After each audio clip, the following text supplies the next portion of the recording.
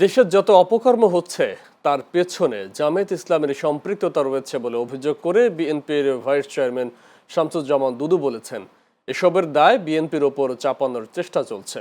আজ জাতীয় প্রেস ক্লাবে জাতীয়তাবাদী ফার্মাসি অ্যাসোসিয়েশনের প্রতিষ্ঠা বার্ষিকী উপলক্ষে আয়োজিত অনুষ্ঠানে তিনি এসব মন্তব্য করেন। তিনি আরও বলেন, জামায়াত ইসলাম ধর্মকে ব্যবহার করে রাজনৈতিক উদ্দেশ্য হাসিল করছে। একই সঙ্গে তিনি অভিযোগ করেন, সামাজিক মাধ্যমে সমালোচনা করলে তার বিরুদ্ধে সংঘটিত প্রচারণা চালাচ্ছে দলটি। এরা ইসলামকে ব্যবহার করে ইসলামের বিরুদ্ধে ভূমিকা পালন করে। এরা এমনই একটি অংশ রাজনীতিতে, মিথ্যা ছাড়া এদের আর কিছু নাই।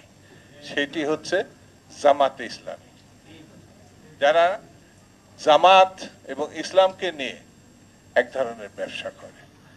বাংলাদেশে এখন যে অপকর্মগুলো আমরা বিভিন্ন ক্ষেত্রে দেখছি, তা যদি ক্যাটাগরিলে আমি আলোচনা করি তাহলে তারা হয়তো কষ্ট পাবেন, কিন্তু বাস্তবতা হচ্ছে যত অকর্ম হচ্ছে সেই অকর্ম তারা করছে, কিন্তু প্রসঙ্গটি সরকারের উপরে চাপিয়ে দেওয়ার চেষ্টা করছে।